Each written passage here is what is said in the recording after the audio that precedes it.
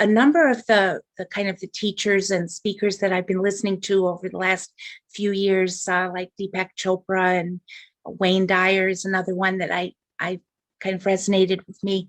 A number of people in this domain have a real focus on present mindfulness and seem to almost encourage, or not almost, but so in some cases very expressly urge people to kind of let go of the past, as if they say kind of embrace it and then let it go.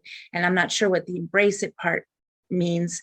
But I know, for example, Wayne Dyer has a metaphor that he uses.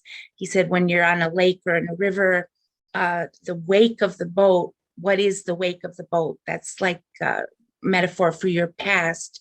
It's not what drives the boat. What drives the boat is the present energy in the engine or the sails of the boat that are propelling it forward.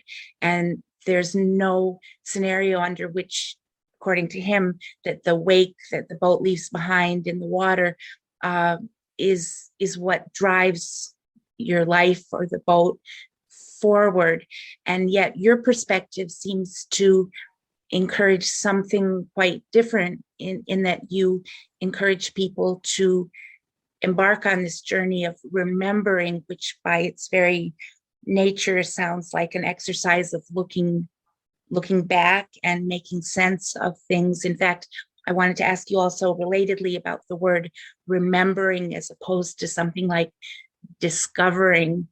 Like instead of the caravan of discovery, it's the caravan of remembering, and the implication there being there that it was something that you once knew or had within you, but you forgot it, and now you're trying to remember it.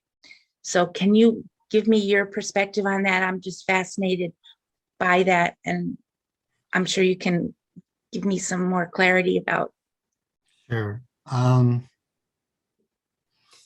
Let's start with the future creates the past. The current, it's at the leading edge of science. We've been taught all the while growing up that our life is the consequence of our past. That, what happened, like people go to therapy to fix what happened to them when they were a child or a teenager. Mm-hmm. And they say that I have this problem now because of what happened when I was a teenager. And physics would say, the current trend in physics is that actually the future creates the past. And that the reason we keep thinking the past creates the future is we keep taking our past from behind us and putting it in front of us as the future we're living into. So when I'm talking about the Caravan of Remembering, I'm actually saying that you came in with an end in mind.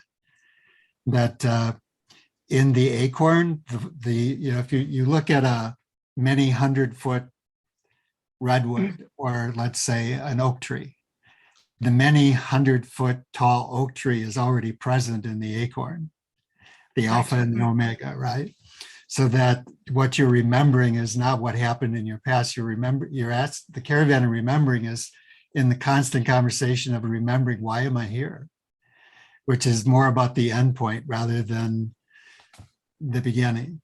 So it's not about, and the inquiry is not about, and you might remember in the story that you keep telling the story until you get to the highest version of your story. Most of us get trapped in the lowest version of our story. It's like, here's what happened to me, and this is why I'm a hot mess. Forgetting the future attractor, the basin of attraction that was pulling you forward. And that also, that there's never just one timeline. There are multiple timelines. And if you stay stuck in the lowest version of the timeline of what happened to you, if you say the future creates the past, then the lowest version of your story is attached to the lowest future that created that past. So if you can get in touch with what was the highest possibilities, high story you came to manifest and step into, that future has a different past. If the future creates the past, that future has a different past. So in the exploration of your story, you're looking for the highest story. Like, why did you have that experience? What was it training you for? That's a future thing. What was that training you for is a Uh-huh. future orientation.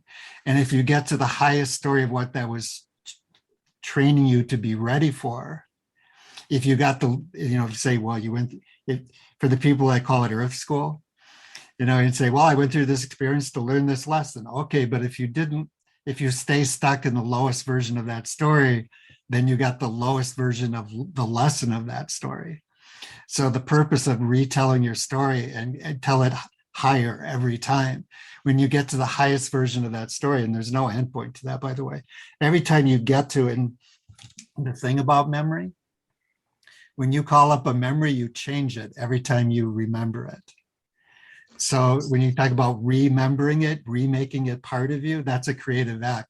So if you look at something that happened to you 20 years ago and you explore that twice a year, over 20 years, you've looked at it 40 times. Every time you looked at it, you've changed it and altered it.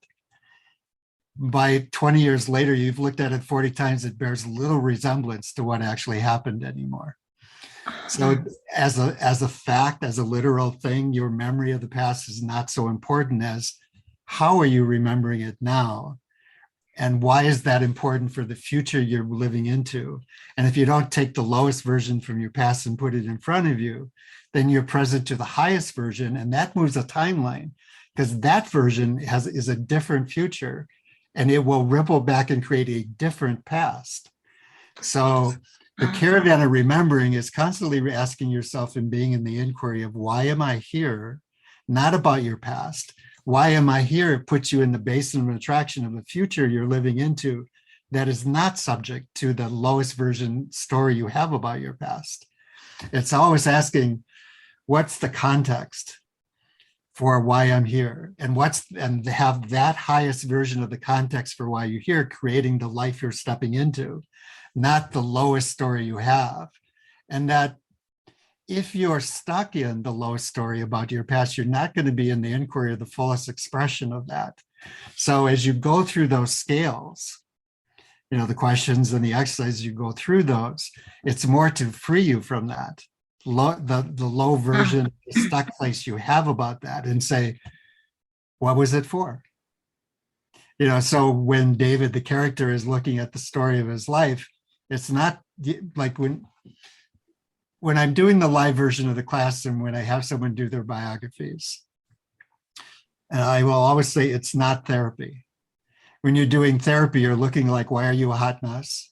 I'm going to go through my biography to see all the stuff that happened to me and to explain to me why I'm a hot mess, right? What happened so that I get to why I need to fix this and how can I fix it based on the past. And I'm saying when you're doing your biography in a conversation about why are you here, I don't care. It's not therapy. I don't care about that. I'm asking, what was the hint in that story about why you're here? So if you're doing your financial biography, how you handled money, what is that telling you about why you're here? If you're looking at the biography of your teachers and mentors, why did you have those teachers at that place in your life so that it prepared you to do what now? If you're looking at your, like whatever the biography is, the biography of your relationship to your physical body, why did you have those experiences? What was it preparing you to do now? How does that help you to be in service now? It's not your biography, isn't. So any of those things, it's not therapy. I'm not asking what you need to fix. I'm not asking why are you anything. I'm asking why are you here now? I mean, from where you are now, what does that tell you about where's the hints in that? What does that tell? How do you then follow the thread of why am I here? What can I see now in retrospect that it was preparing me for the future?